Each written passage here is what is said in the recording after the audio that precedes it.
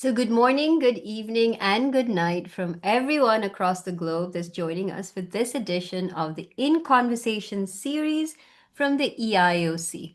My name is Shaheenah Dawood, and I'm a consultant medical oncologist coming to you all the way from the very sunny, very bright, and very warm, but very safe United Arab Emirates. And today we'll be talking about going beyond EGFR targeted therapy with TKIs and really looking at antibody drug conjugates, which are the new kid on the block, in terms of how to treat our patients and how to integrate it into the therapeutic plan of our patients with advanced non-small cell lung cancer. And today I'm joined by Professor Jacob Sands. I'm going to let him introduce himself. Jacob? Yes, hello. Very happy to join you. Jacob Sands, I'm a thoracic medical oncologist. I'm the associate chief of the thoracic oncology program at Dana-Farber in Boston, USA. Thank you, Jacob, for joining us for this edition of the In Conversation series. I'm sure you'll agree, there's been, in this realm of non-small cell lung cancer, there's been an explosion of data. And us humble medical oncologists sitting in the community now have all these options that we need guidance from you to be able to say, what's the best first line? What's the best second line? How do we sequence therapy? Basically, how do we optimize outcome for our patients? So we're going to start off by you giving us an introduction of going beyond EGFR TKIs, the rising role of ADCs in advanced or metastatic EGFR mutated non-small cell lung cancer. Then we'll have a bit of a banter, as I would say, in terms of the discussion. And then you can actually answer that multi-million-dollar question that everyone's asking: what's the optimal sequence of all these very expensive novel therapeutic regimens? So take it away, Jacob. Well, thank you so much. I'm so pleased to be joined with you today. And I think in some ways, there is way more to cover than what we can actually discuss within this time. And at the same time, navigating treatment sequencing is really a debate to be had as well, and certainly a discussion more so than any kind of guiding, here's what everyone should do for every patient. And so I may take a little longer than the time for that first part to go through some of that data. And then the second part, maybe I'll keep a little more brief as we can discuss really what may be best for individual patients. So first of all, starting into some of the data. Now, I'm going to be a little brief on background. And of course, there are differences from country to country, but lung cancer is the most common global cancer, which I actually found somewhat surprising. Now, it was not surprising at all to me to find that lung cancer is the #1 cancer death globally. Although, again, that varies from country to country. There are countries where it is not. In the US, it is by far. It is responsible for 1 in 4 cancer deaths is from lung cancer, which separate topic of discussion, but lung cancer screening is another area of passion of mine and overwhelmingly important. And that's further highlighted by the fact that lung cancer kills so many people. Now, of the different histologies, you can see adenocarcinoma is really the majority at 54%, squamous cell carcinoma, another 21%, small cell lung cancer, only about 13%, and then some of the less common types of lung cancer. And so we often talk about squamous and non-squamous for non-small cell lung cancer, and of course, small cell being a whole different area, where thankfully there is a ton to talk about also, but outside the scope of the discussion today.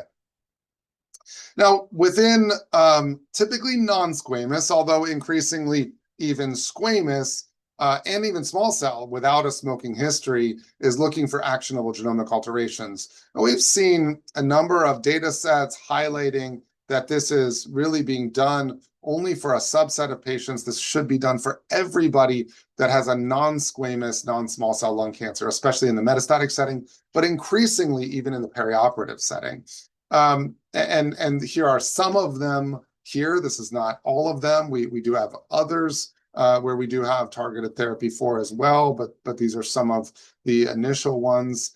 We could add in RET, though that's been around for a while. That's not showing up within this list. But the point of this list is not for the exhaustive all the genomic testing that needs to be done, but just showing that the response rates and the median progression-free survival is something where, this is certainly an improvement upon historical chemotherapy. And we have a number of different studies that we could go to highlighting the benefit of these targeted therapies as compared to chemo that have shown them to be superior.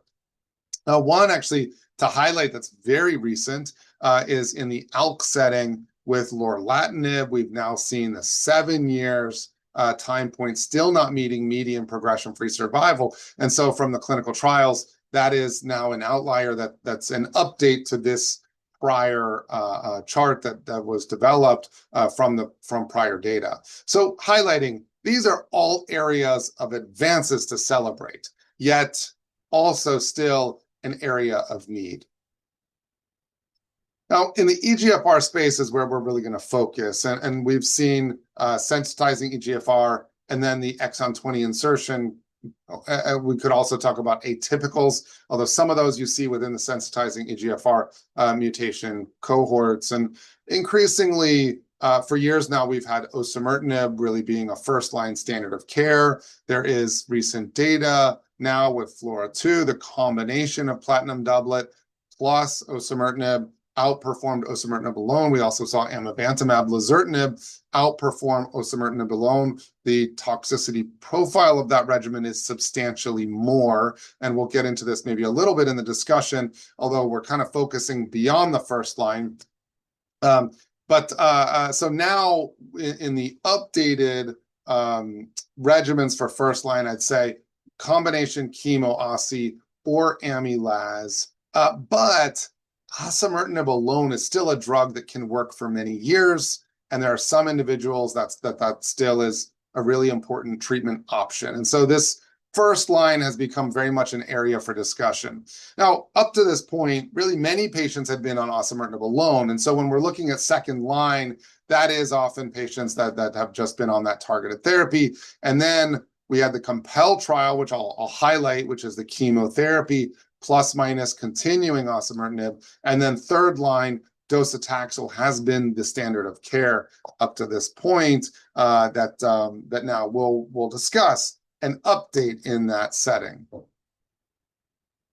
Oh, on docetaxel alone, you can see that there's varying expectations about progression-free survival, overall survival. These are the medians that we've seen.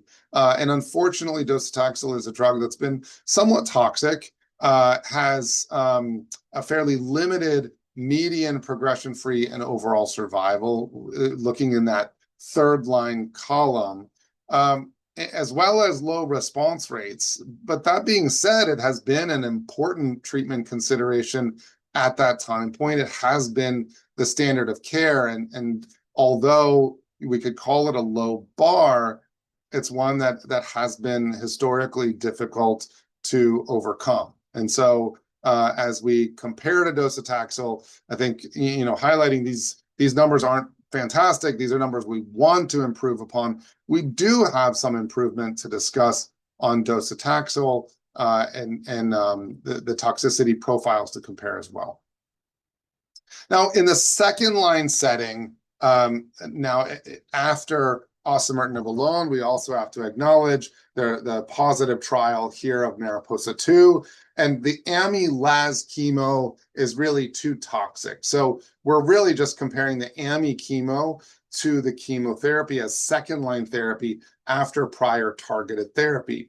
And here are the progression-free survival curves. We see a clear separation. There's an about 2-month improvement in the median progression-free survival with this regimen. And I want you to remember that 6.3 versus 4.2 months. As I mentioned, the Ami-Laz chemo was particularly toxic, not really much better than Ami chemo, and so not a consideration.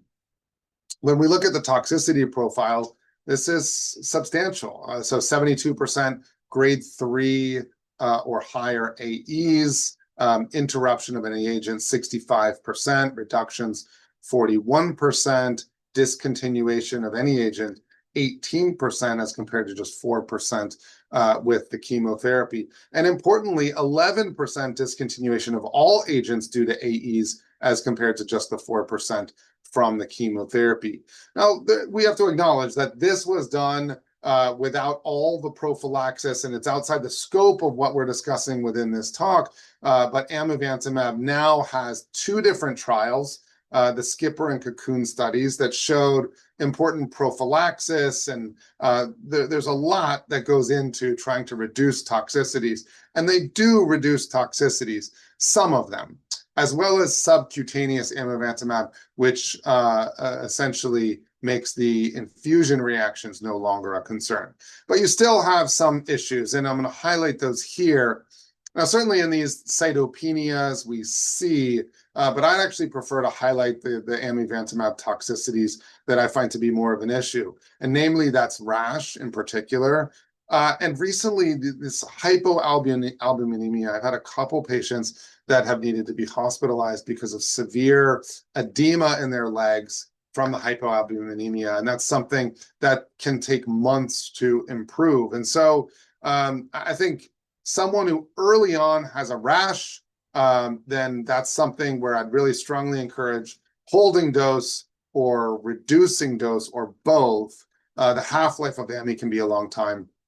And then also just watching the numbers, because patients may not get symptomatic from this hypoalbuminemia at first, but when they do, it can be severe. And so you really have to watch these. And I'd say dosing differently than what we saw in the trials is probably an important consideration in amivantamab.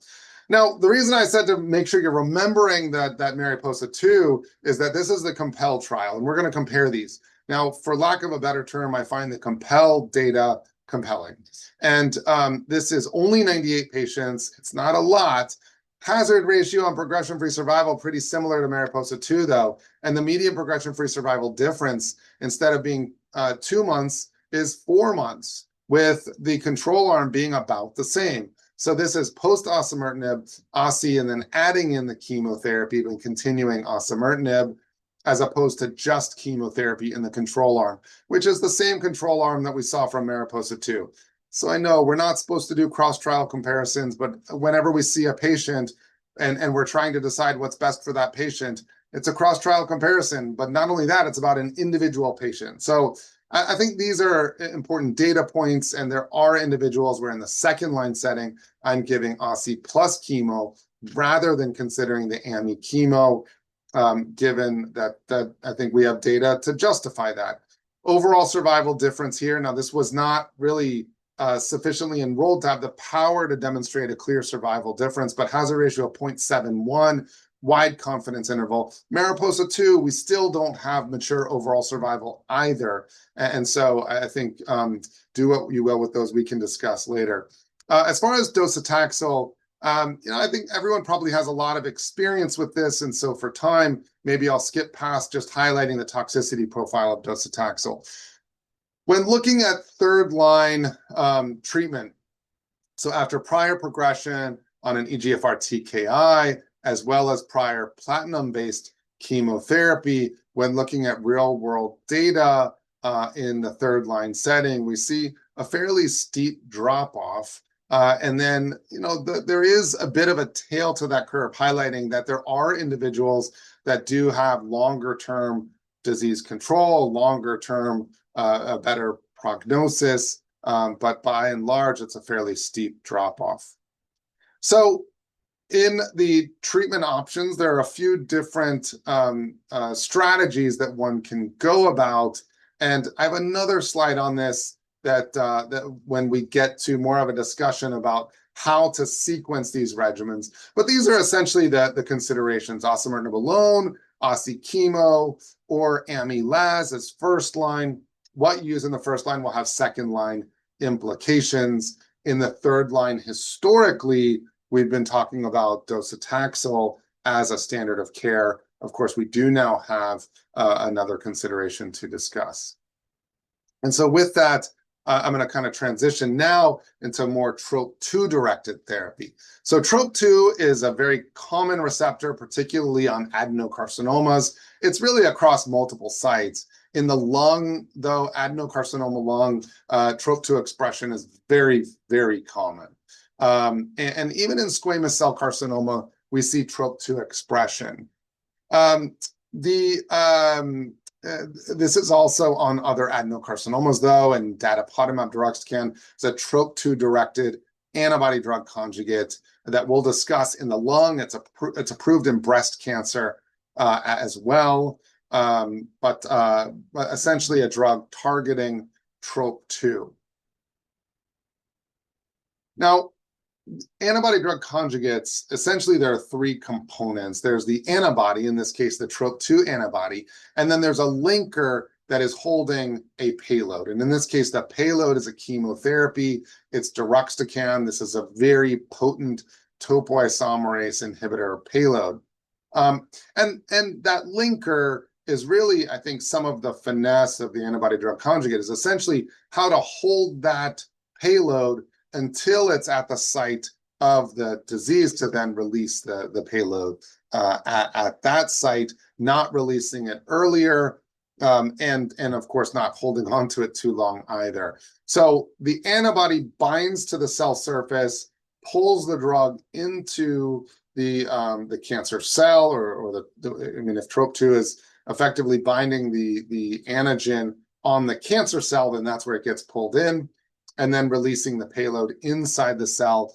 Within the lysosome, you get degradation of that linker to then release the payload. Now, deruxtecan and other drugs, other payloads, not all payloads, but some payloads have what's called a bystander effect. And deruxtecan is one of those that has that bystander effect, which essentially means that it's membrane permeable. So as that chemo causes death of the cell, it kills the cancer cell, it then releases that payload into surrounding tissues as well. And when it's membrane permeable, it can then cross into other cancer cells and have a more broad killing effect on the cancer cells. Now, this is important because, you know, although TROP2 expression is very common, we'll talk in a moment about some of the variability in internalization. And so not all cells need to internalize the drug and essentially the payload to have that desired anti-cancer effect, the treatment effect. As long as it hits an array of cells within the tumor area, then it will have that effect more broadly across other tumor cells as well. So I've discussed the components of datopotamab deruxtecan, and here is that deruxtecan payload. Now, the drug to antibody ratio is something that varies a bit from each of the different ADCs. In this case, the drug to antibody ratio, or the DAR, is about 4. But you know, you can't even compare that necessarily across ADCs because the potency of the payload can also be different. Deruxtecan is a highly potent payload. And the DAR is something, it's often in the 2 to 8 range, broadly across various ADCs. And this is because if you start getting higher, the liver just starts clearing the drug, and it doesn't end up circulating to then be able to deliver to the sites of cancer cells. The deruxtecan payload itself, I've highlighted the high potency. It also has a very short systemic half-life. Now, the half-life is longer when it is bound to the antibody. So the ADC itself actually has a quite long half-life, but the payload, the deruxtecan itself, if it releases from the antibody, then it by itself has a very short half-life, which is good. That's how we reduce systemic toxicities. Now, TROPION-Lung01 was an all-comer study. Anyone with non-small cell lung cancer getting datopotamab deruxtecan versus docetaxel. This study included individuals with squamous as well as non-squamous. It included individuals who had tumors with actionable genomic alterations and without. In those with, I'll say AGA for actionable genomic alteration, with AGA, they had to have gotten targeted therapy as well as platinum-based therapy. In those whose tumors did not have AGA, they had to have platinum-based therapy as well as immunotherapy, such as pembrolizumab, for example, to be eligible. Now, what we saw in this trial broadly, surprisingly, in the squamous cohort, docetaxel actually looked better. In the non-squamous cohort, we saw a more than 2-month improvement in the median progression-free survival. That was statistically significant. We also saw a 2.3-month difference in median overall survival, although the hazard ratio is 0.84 and confidence interval crossed 1.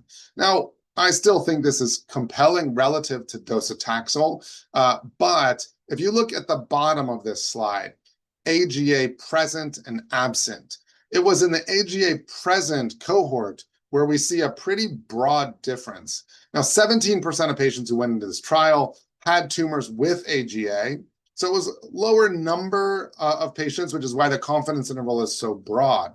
But you can see 15.6 versus 9.8 months, hazard ratio of 0.65. Now, we also had TROPION-Lung05. This is a single-arm study where everyone had tumors with AGA. And in this study, the majority or the highest number had EGFR mutations.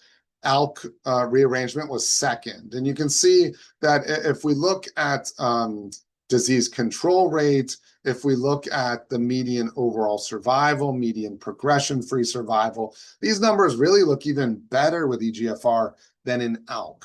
And so if we take a combined TROPION-Lung01 and TROPION-Lung05 of all the individuals that had tumors with EGFR mutations, that was 117 patients, and essentially pool them together to see what was the overall experience in this cohort of patients. And here's the signal there. So prior osimertinib in particular, which in the US is the first-line standard of care, has been, along with multiple other countries, but not everywhere. In some places, patients have gotten a first-generation EGFR TKI, for example, but the majority in this study did get prior osimertinib. You can see the response rates, 45%, and on the right here, the progression-free survival and overall survival curves. And so we're seeing what looks like improvement relative to historical numbers of progression-free survival and overall survival in this cohort of individuals that have tumors with EGFR mutations. From a toxicity standpoint, we certainly do see some toxicities with Dato-DXd. I'm going to highlight a few important ones. Things like cytopenias, some nausea, fatigue. You know, these are all things that I think for oncologists that manage patients on chemotherapy are fairly straightforward and nothing really high grade per se within those more common chemo-related toxicities. So I'd say this appears a bit easier for those, but there are some things to be aware of. So stomatitis, mucositis. Now, this was 69% of patients that had stomatitis or mucositis, 9% were grade 3. So 9% that had really severe stomatitis. Among the 60% that had grade 1 or grade 2, and the reason you're seeing the difference over on the right of 50% is that's just stomatitis. On the left is the combined stomatitis mucositis. So among the 60%, 36% were grade 1. And so the majority of those grade 1, 2 were grade 1, which is essentially asymptomatic. So it's really a third of patients that experienced symptomatic mucositis stomatitis. Now, you know, that is can be severe, especially on the more severe side of a grade 2, can be more symptomatic for patients. It could be for a day, it could be for 2 days, or it could be for weeks. And obviously there's a big difference between those. And so if someone is having an issue with stomatitis mucositis, then certainly I'd consider a dose reduction. I would hold drug until that is a grade 1, essentially down to asymptomatic. Maybe you see something on exam, but asymptomatic. It is recommended to use steroid mouth rinses, ice chips, can help with symptoms as well. And there are various studies looking into how much each of these matter as far as improving the symptoms of stomatitis mucositis. Now, the starting dose for Dato-DXd is 6 mg per kg once every 3 weeks. What we saw in the phase 1 dose expansion is that at 4 mg per kg, we also saw fairly good efficacy. The signal looked a little bit more with 6. So I'd start at 6, but if 6 is an issue and you don't think that that can be maintained, dropping it to 4, still have an efficacy signal there, and I would certainly do that rather than stopping drug. Ocular surface events, I'd say were less of an issue, and that's often symptoms that feel like kind of eye irritation, like what we get with pemetrexed. And so although the mechanism is not necessarily the same as what happens with pemetrexed. So it is important for them to see ophthalmology or optometry and to have an eye surface exam with a slit lamp. Using preservative-free lubricating eye drops is often sufficient, but they do need to be evaluated by ophthalmology. And if they do end up with more severe findings, potentially hold drug or even stop, although that is fairly rare. But getting those exams is important. And then interstitial lung disease is something we've seen with datopotamab deruxtecan. In the EGFR cohort, there was only 1 grade 3 and only 5 grade 1, 2, only 5 that had any ILD, so 4%, but only 1 grade 3, nothing higher. In the all-comer non-small cell lung cancer setting, we did see some grade 5. So something to be aware of, to monitor. If someone becomes symptomatic and you think it's possible that they have a drug-related ILD, then giving steroids and treating that is important and something to monitor. So the FDA granted Dato-DXd FDA approval after prior targeted therapy for EGFR as well as chemotherapy. Now, for time, I'm going to be a little brief on this, but it's something to be aware of because this, I want to highlight this for a point in the EGFR specific cohort, but also there are trials with Dato-DXd that are going to come out more broadly that are going to show QCS NMR testing. And so I just want to make people aware of this as well.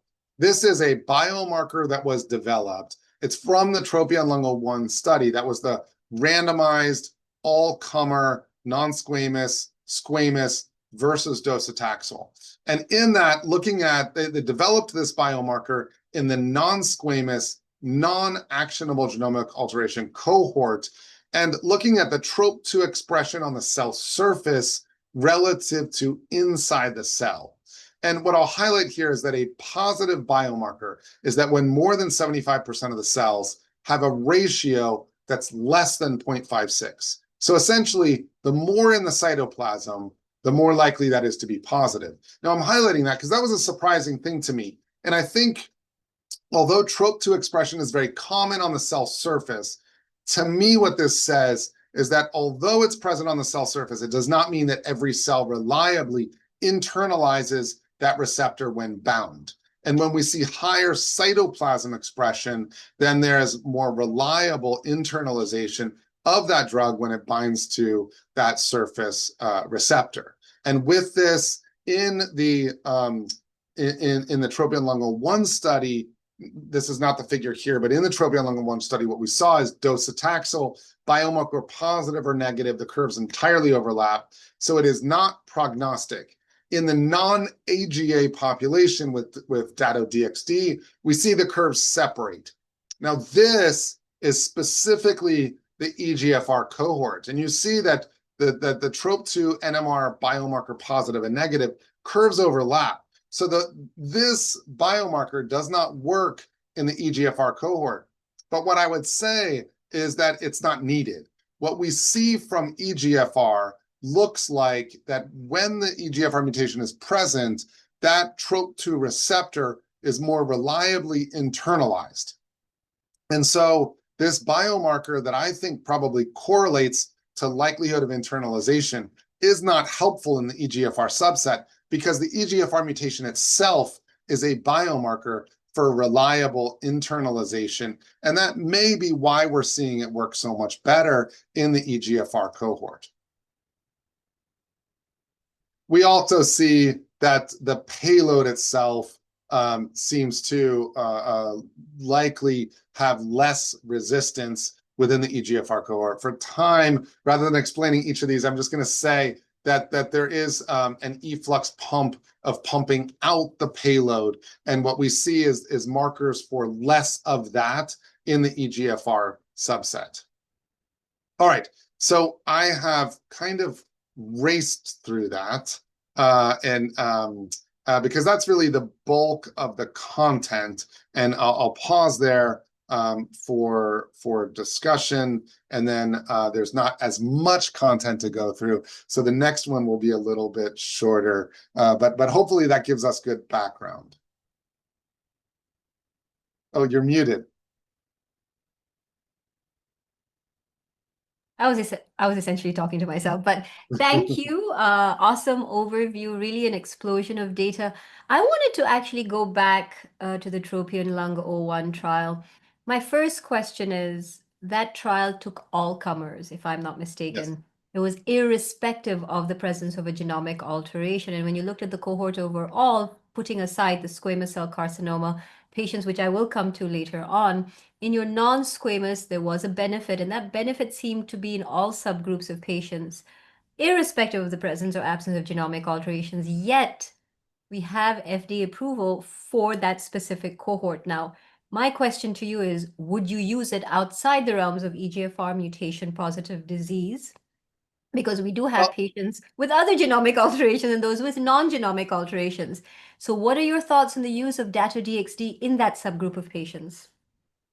Well, so I think that the data is fairly compelling in that we do see what looks like technically a positive trial, given that the median progression-free survival was better with Dato-DXd. Overall survival numerically fits what we see from progression-free survival. I'll answer your question in a moment, but this is kind of the background to my answer, in that I think it's a little complex. Now, docetaxel plus ramucirumab, FDA approved with a twice as large population as what we saw from the non-squamous cohort. So much more power to detect the 1.5 month median overall survival improvement. We have a near doubling of that in the Dato-DXd versus docetaxel in the non-squamous non-small cell lung cancer cohort. So what we see numerically looks better than what we see from Revel, Dosi-Ram. Now, I don't tend to use a lot of ramucirumab, but there are many who do. And so I'm highlighting that and saying that, look, I do think this is a meaningful difference. That being said, it is also does appear like a more oversized benefit within the EGFR cohort that was within that trial. When we look at the overall survival among those that do not have any AGA, it is not as big a numeric difference. So I think it's complicated. From a toxicity standpoint, if it were me, would I prefer to get Dato-DXd or docetaxel? I mean, I think I would prefer Dato-DXd. Do I think that has been sufficiently proven for that to be recommended to all comers? Well, I think that's much more complex if you're on the regulator side or if you're choosing for yourself. Thankfully, we have a lot of trials that are going to give us a lot more information on this. So we have 3 first-line trials that are all completed accrual, that have all incorporated this QCS NMR test. We also have an ongoing trial that is a biomarker positive selected population, so that QCS NMR. So right now, I don't feel like there's a clean answer, and so this is where I'm giving you kind of the complexity of my thought on the topic, but also to say, looking ahead, be aware of these tests, and why I want people to be aware of that QCS NMR test as well, that as you see this data, you'll now understand some of the context of that too. So let us assume that you've given your patient FLAURA2 protocol upfront and you've given osimertinib plus chemotherapy. Now, I think one of the mistakes, and again, this is just my perception of what actually happens in the community, because post-FLAURA2 presentation with the OS data that David actually presented at the WCLC, everyone went off and said, okay, we'll give 4 cycles of chemo and then stop and continue osimertinib, which shouldn't be the case, that people should be maintaining on pemetrexed until disease progression or toxicity. But Yes. actually, that's what's happening in the community, is perception that they should be giving 4 cycles. So let's correct that perception first. But the COMPEL data, putting aside ADC, the COMPEL data didn't have FLAURA2 upfront. These were patients who were getting osimertinib single agent upfront, then Yes. going on to be challenged by Osi chemo versus chemotherapy. With the presence of FLAURA2, where does COMPEL actually come in? Well, so if you start FLAURA2 as first-line therapy, then the COMPEL trial is not, we don't have data on COMPEL post FLAURA2. In the same way that we don't really have data from MARIPOSA-2 post FLAURA2 either. And so what you do in that setting, I hear a lot of different answers. It is, you know, I personally have not loved the experience I've seen of amivantamab. And so I hear others trying to squeeze amivantamab somewhere within there. I think the toxicities are really substantial. And so that's something still to be further sorted out. And I know there are ongoing efforts around how to reduce toxicities of AMI, but I think that's still an issue. But what I'm raising is the topic of, if someone has been off of chemo for a long time, does reinitiation of carbopem help? And I'm specifying that because I hear a lot of others saying, oh, well, if they've been off of that for a year, then giving them carbopem again and then giving them AMI in the second line would be an option. In the same way that I suppose you could say, well, if you're following that logic, then maybe re-implementation of carbopem and continuing OSI would be a consideration. But I'd say the FDA next line approval would be Dato-DXd after having previously gotten carbopem and osimertinib, I mean, the EGFR-directed therapy. And so this is where I think any individual patient is where there's really legitimate debate to be had, because of course this is a whole lot of extrapolation unless you're going straight to the Dato-DXd as your next line therapy. So when you are choosing your second line therapy, what are the factors that help you choose what it is you're going to use in the second line? What are your thought processes? Yeah, right now, many of the patients have been on osimertinib up to this point. And so I'd say it's a little more straightforward than the scenario we were just talking about. Mm-hmm. Progression on osimertinib alone, there are some patients that I have given chemo-AMI, but increasingly I've given patients carbopem added on to continuing osimertinib, in that, you know, but we talk about it. We talk about it, and for many patients, not having anything that reminds people around them that they have cancer is important. And so carbopem, they don't lose their hair. They might feel less energy, less appetite for 3-5 days every 3 weeks for those first 4 doses, but they can kind of, you know, just not go out when they feel that way. There's not something visually. Amivantamab, where people get these rashes and such, it can be more, you know, more of a sign where people then ask about it. And so this is, I think it's an individualized discussion. The fact that we only have 98 patients for that COMPEL trial is in itself, I recognize, a real limitation as far as the number of patients. But it is a doubling of the progression-free survival relative to what we see from MARIPOSA-2, and we don't yet have overall survival definitive data from that either. So I think I am an outlier a bit in how compelling I find the Compel study to be, but it certainly doesn't look worse to me. Okay. We have not only Dato-DXd on the cards. I also saw data for SAC-TMT, which was a more Yes. clear study, I think, which looked at specifically only patients with EGFR mutation positive disease. What are your thoughts on that particular ADC in comparison to Dato-DXd? Well, so this is a cross-trial comparison. The added complexity to that is that the SAC-TMT versus chemo was enrolled entirely in China. What we often see, the only reason I highlight that is that what we often see is that when we then look at that in a global population, the benefits we consistently find to not be as significant as are often seen when studies are done only in China. But they are often directionally accurate. So I find that to be very encouraging, the SAC-TMT data. I think, I mean, we clearly saw impressive separation of the curves as well. And so I look forward to that in a global study.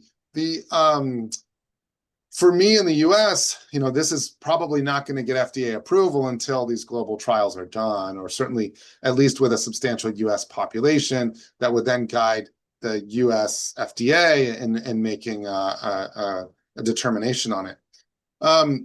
Now, interestingly, the toxicity profile of SAC-TMT, TROP2-directed ADC, also shows mucositis stomatitis and ocular surface toxicity.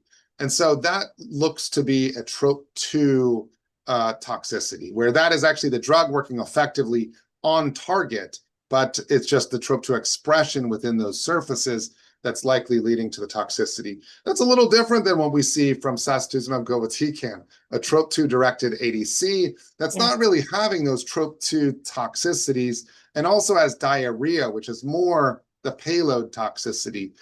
So more studies to be done, at least for me and what I can even provide patients, but I think a very encouraging signal. Now, on top of that, we also saw at ASCO this year the SAC-TMT in all comers in the first line.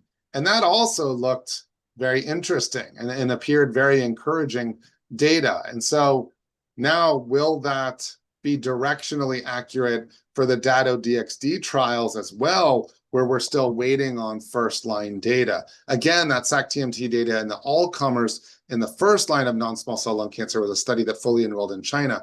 Will that be directionally accurate now for Dato-DXd in the global studies that are already accrued? We'll have to see. But it's exciting to see multiple drugs coming into the space.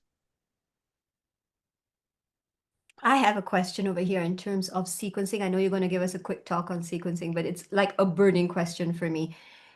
First line, it's Mariposa versus Flora-2. Second line, you have Mariposa-2 versus, giving something else versus Dato-DXd. How do you sequence? Now, I know in the US, most of you guys are doing Flora-2. And let's look at, this is a lovely slide. I love this slide. So Yes. you start off with Flora-2. What makes you choose between Dato-DXd versus Mariposa-2? Because I see you've put amivantamab in your third line rather than your second line. So how do you look at that? And I'm assuming you're looking at Aussie plus chemotherapy post-Flora-2 in those patients who they couldn't take pemetrexed for a long period of time, and they was on Aussie probably for like a year or something like that on its own, and then you can always re-challenge with chemo, do a sort of modified compel. But between Dato-DXd and Mariposa-2, how do you choose in that second line setting? Yeah, and this slide is really a variation of a slide of Julia Roto at as a discussant a couple years back. I think it was at ASCO. And so this is kind of the broad various regimens that people are using, not necessarily highlighting my preference in those either. And so now looking at that Flora-2, now if someone has been on treatment for 6 months and has progression. I mean, that is a horrible scenario. And so retreatment with a platinum doublet would not really be a consideration. And I wouldn't expect a lot from AMI at that point either. And so Dato-DXd would really be my more definitive recommendation.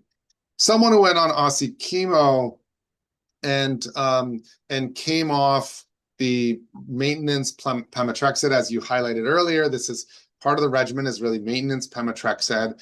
Now, I believe it was nine months or 9 cycles that patients had gotten pemetrexed as far as median doses of pemetrexed. You know, that gets stopped for worsening kidney function, cell counts not recovering, patients just starting to develop some fatigue. If they're developing any of those, then I stop the maintenance pemetrexed. And then often those improve. There are some people that just tolerate it for 2 years, though, ongoing. And so I wouldn't stop it unless there's a reason to.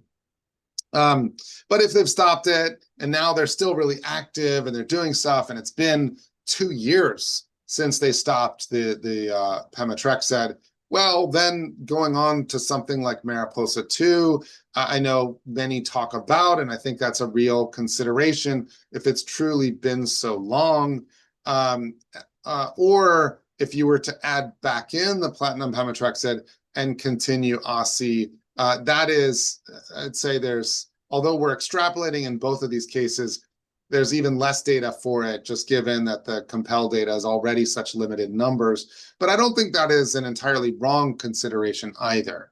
But these are somewhat outside the box considerations because we don't have direct clinical trials to guide us on this. So we have to recognize we're outside the box, but here's why we would consider these things. Or, you know, Dato-DXd is, of course, still a consideration. But, you know, if it's been more than 2 years, then going on to one of those others, I think is certainly fair. And then anywhere in between is a spectrum of what is the line, how well did they tolerate therapy, how big is the volume of disease, how much do you need a response right now? So that'll vary from patient to patient. I think what I can say definitively about Dato-DXd is that anytime I was considering docetaxel, then I would absolutely give Dato-DXd. And I think giving docetaxel instead of Dato-DXd is the wrong answer, unless there's a very good reason. For whatever reason, you know, if you say that a patient is not eligible for Dato-DXd for some reason, then that would be, you know, then okay. But otherwise, certainly giving Dato-DXd rather than docetaxel would be right. So very quickly, if you're starting off with FLAURA2 and your patient for some reason or the other has stayed on osimertinib because of toxicity, you stopped pemetrexed, not a rapid progressor, so let's put the rapid progressor aside. How long on single agent osimertinib are you comfortable before you think about either re-challenging with a Compel type of protocol versus giving Dato-DXd? Like Well, 3 months, that's 6 months, 1 year, like what are your thoughts there? You know, I think it's going to vary from patient to patient. 6 months is not enough. A year, I think, you know, this can be part of the discussion. We don't really know what's right in that situation. So, this is going to be a real discussion with the patient in these settings. Okay.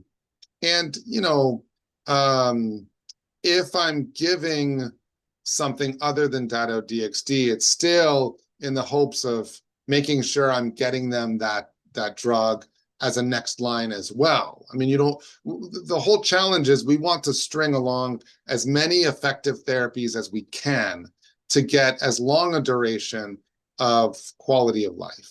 Often patients highlight that is the focus is quality.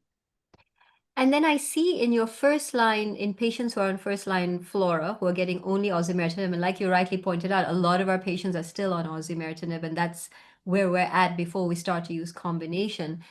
When these patients progress, what are the factors that make you choose between giving a Mariposa type 2 protocol versus I see on your second line that you would consider a doublet plus osimertinib, which is basically Compel. So what Right.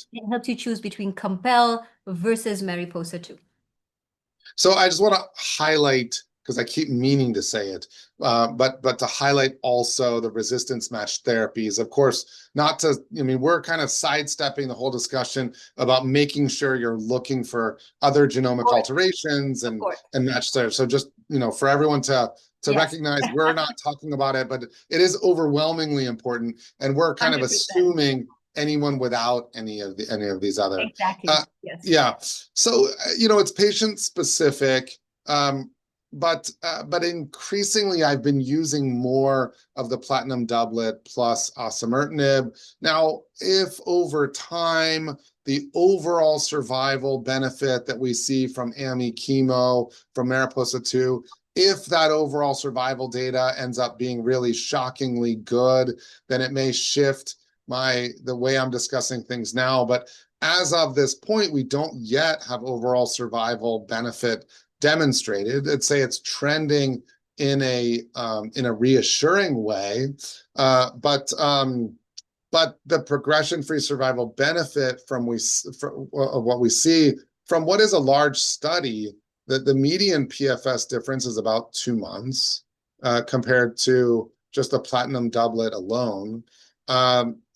Essentially the same control arm outcome in median PFS with the platinum doublet OSI, the platinum doublet alone, very similar control arm, but a 4-month improvement in median PFS, again in low numbers, so wide confidence interval. So I guess I'm struggling still with how much of a benefit AMI might provide. And I think I'm an outlier in that I still hear many others that do end up using Mariposa 2, and others will say, well, the Compel data has low numbers, given that it's only 98 patients.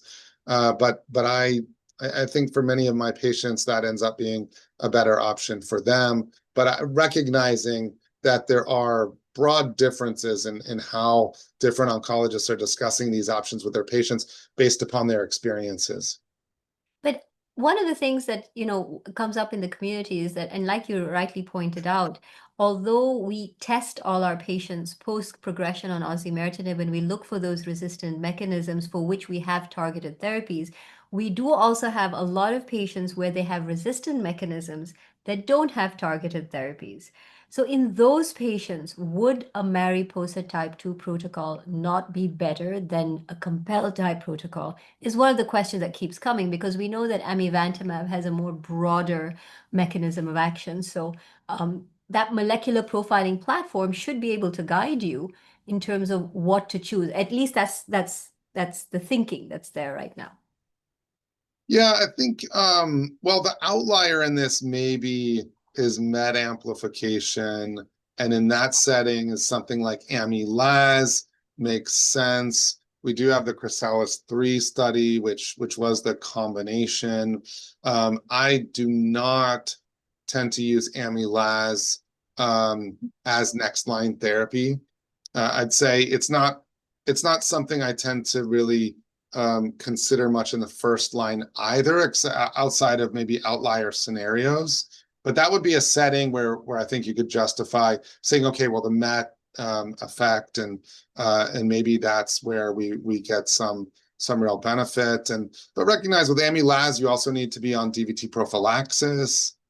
Anytime you're using AMI, I'd certainly use subcutaneous.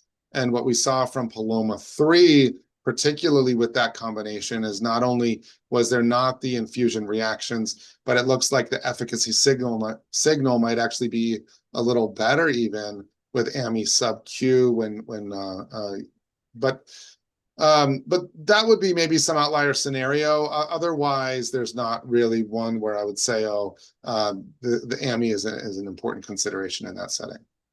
So what if your patient actually post-progression on osimertinib developed brain metastases?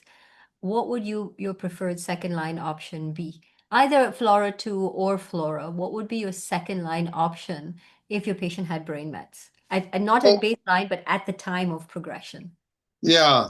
So that's a very important question. So after progression on osimertinib, what we saw is that the platinum doublet plus OSI outperformed platinum doublet alone, especially in the group with brain mets.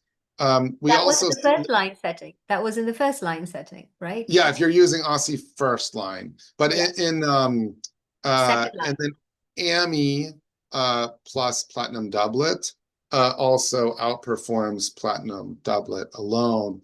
But these are, this is something you have to watch, and I'd say post osimertinib, there's an increasing likelihood that that's something you're going to have to treat with radiation as well. And I guess, there are some patients where if they have progression in the brain alone and everything else is still under good control and they're on osimertinib alone, then one other consideration is, do you radiate those spots and then continue the osimertinib? And there are some patients that I still think that's the right thing to do. Older patients that are still active but frail, where I worry a bit about adding chemotherapy into their regimen and what that might do for them. There are patients where I may still just do a radiation and then continue OSI. But more broadly, if patients are still active and young and have more reserve, then escalating their care in other patients may be an important consideration. So I have to say that, from personal experience, I have had a number of patients who've been on single agent osimertinib, no brain mets at the time of diagnosis. By the time of progression, they had systemic as well as brain met Yeah. progression, and then got a Mariposa type 2 protocol without radiation, and they actually responded beautifully in the Oh brain. yeah. So Yeah, yeah. again, that's the way I've seen it. I'm not so sure if I had added just the chemo, whether that would have worked in the brain, but at least I was more comfortable giving AMI plus chemo, at least in that second line setting for those brain met patients. So again, just the N of a few number that No, I've but that had in that my is that is important, and so I'd say if there are multiple spots in the brain where if you're talking about whole brain radiation, then having systemically delivered disease control and avoiding whole brain has increasingly become something that I try to really is affecting my treatment decisions.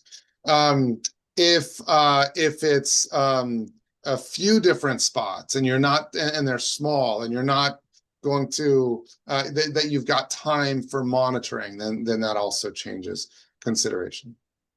So we have 1 minute, and I really need to, this is like a burning question for me because I'm just looking at your slide over here. In those patients who you do give first line Mariposa, which I believe you don't do that much of, but we do it quite a bit here in the UAE. Yeah. So those patients who get first line Mariposa, why not Dato-DXd in the second line? Why do we have to give a platinum doublet? I know it's because, the first line was chemo free, but this is still second line. This is still an EGFR Yes. mutated patient. For me, at least Dato-DXd would probably be a better fit. But again, your thoughts very quickly. Well, so studies are underway, although not post-Ami-Las so much. But while the FDA approval for Dato-DXd is post-EGFR-directed therapy, as well as post-platinum doublet. But maybe in the last minute, I'll highlight some trials. Oops.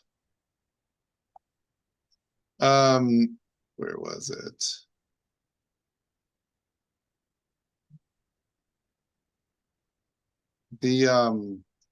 Oh, I thought I had added it in here, but there is a first line trial of Dato-DXd with osimertinib. There's also a second line trial of the combination post osimertinib, and we do have a cohort of patients from Orchard, which is a combination of Dato-DXd and osimertinib, and it seems like the osimertinib. Oh, here we go. So here's the Orchard study.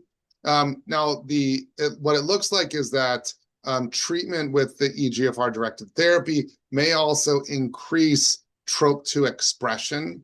So it's possible that the combination may actually lead to increasing efficacy. And so maybe there is some synergy with that as well. So ongoing trials, first line, second line. But as of right now, the FDA approval is post EGFR directed therapy as well as platinum-based treatment. And very last question, I promise. If you've started Mariposa in the first line setting with lazertinib plus amivantamab, and at the time of progression, the patient had developed brain metastases not amenable to radiation, would Dato-DXd not be a better option than a doublet chemotherapy? So Dato-DXd did show CNS efficacy, and this is I saw shown that, yes. here.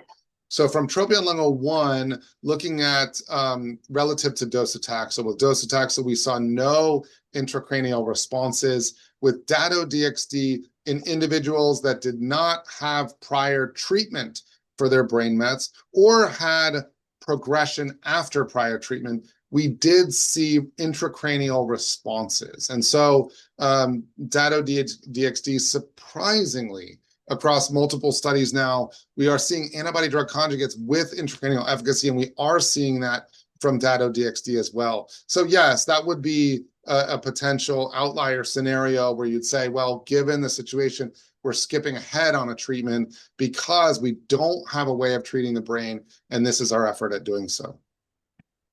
So thank you very much. I know I've taken 2 extra minutes of your time, but thank you very much. This has been an awesome In Conversation series. I managed, as chair of this session, to ask all the questions I wanted to ask so that I could learn. But I'm sure everyone out there had an amazing time also listening to you. And thank you for taking us through the wide number of options that we have for our patients. I think there's always a personal preference of what someone is comfortable using in that first line setting versus second line setting. But the fact of the matter is, we have options in the first line setting. We have multiple options in the second line setting, and now that emerging third line setting as well. And not to forget, always, always, always retest to see if you've got emergent resistant mechanisms that are in fact targetable before you jump onto the bandwagon of ADCs. So thank you very much, Jacob. It's been a pleasure. I hope to see you again at the next edition of the EIOC.